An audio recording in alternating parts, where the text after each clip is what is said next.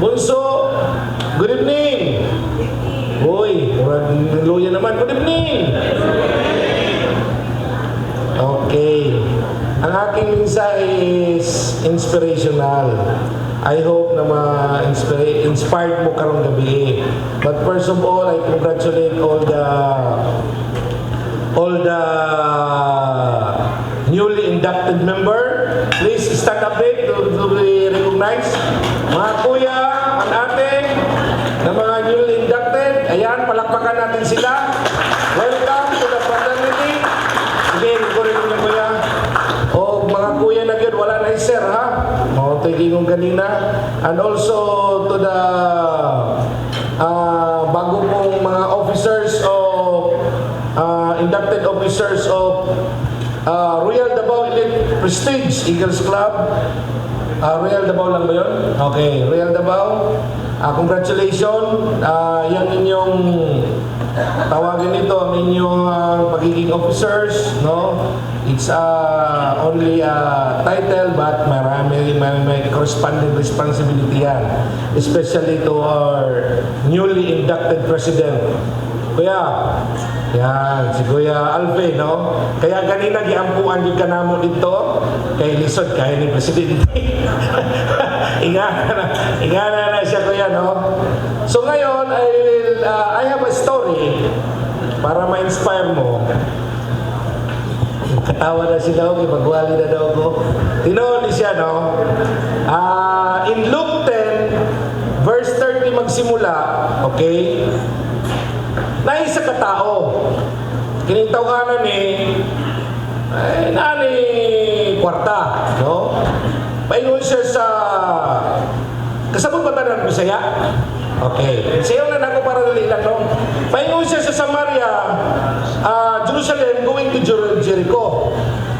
So sa pagbiyahe niya, dahil na ay kwarta ni giabangan o gi-hold up sa mga hold upper, wala nang gi-hold up, gipulata pa o gibiyaan siya na almost dead. Naked pag yun. Grabe siya, no? He is a victim, no?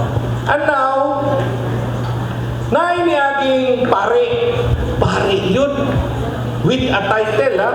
Pare. Yun ang Biblia, pare. Pagkita niya sa Samaritano, sa katong tao, nagikulata, ni Silo siya dito sa kanan. Otro ni Agi, okay? Libita. Ining Libita, mga kadagkuhan nga po ni simbahan, mga workers, no? Oh, nani mga dignitaries also ni. Pagkita niya katong tao na hold up, halos patay na, ni Silo siya. Asin ni Silo? Kang kanan kanina, Silo sa kaliwa. No? And then, nainiagi na Samaritano. Pag-agi sa Samaritano,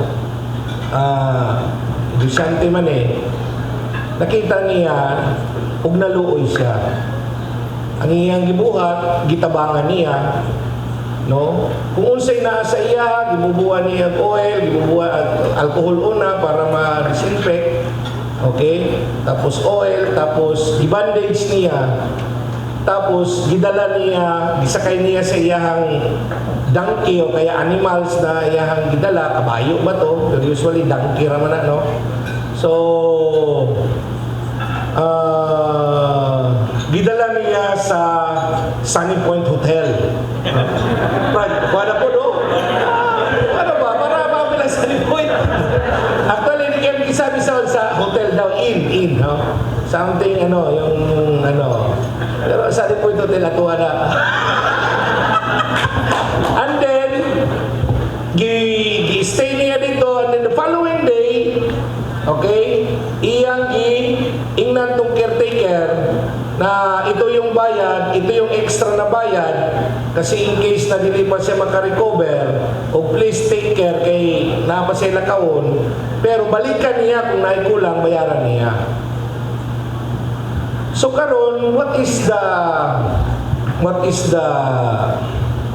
dito lesson learned? Well, being an eagle, you are blessed to be a blessing na. Okay? dili na kailangan sa tuwa na magiging kuyaw na tulad ng pare. Dili na kailangan sa tuwa na magiging libita. O itong tama tumingon ni Kuya ganina. Being an eagle natin mga responsibility natin mga commitment. I-face na to na mo ganina ni sulod ta dere dahil we are a good Samaritan. Hindi tayo tulad ng pare, hindi tulad tayo ng ng libita na porque mga kuyaw na kayo, no? Pero pag makita mo saylo, di ba? O kung saylo ka, kung ano itong mayroong agilang. Okay, ni saylo man, hindi agilang. Di ba kuya? Oh. Saylo lang, oh. Tapos wala na sila obligation. But you are here, especially sa mga newly inducted, yagi mo 5 eyes. So, dili lang ka mo, but all the kuya and ate present here na nag-serve na for 2 years, 3 years, 4 years, no? Ganyan ang ating heart sa ikatulo tayo na person, the Good Samaritan. Actually, Good Samaritan ang title nito. Na even though na kinigisampol ni Jesus, na dili pa ni pare, dili pa ni katong nag-serve din kay Lord, dili ni Levita na sikaso kay Lord, but it is a Gentile kamo, Hudyo ni kanang mga pero kahit na ordinaryong tao lang ni, pero with a heart na mutabang. Kita mo anong nasa kanya. Yun, dinisinfect niya oil, alcohol. Amot ko, shopping pa sila dito. No? Tapos, giugasan niya oil para dili sakit ang samad. No? Tapos wala di siya ingon pa natong first aid kit. Pero gibandage, ang ingon din sa story, gibandage niya. As siya nikuha.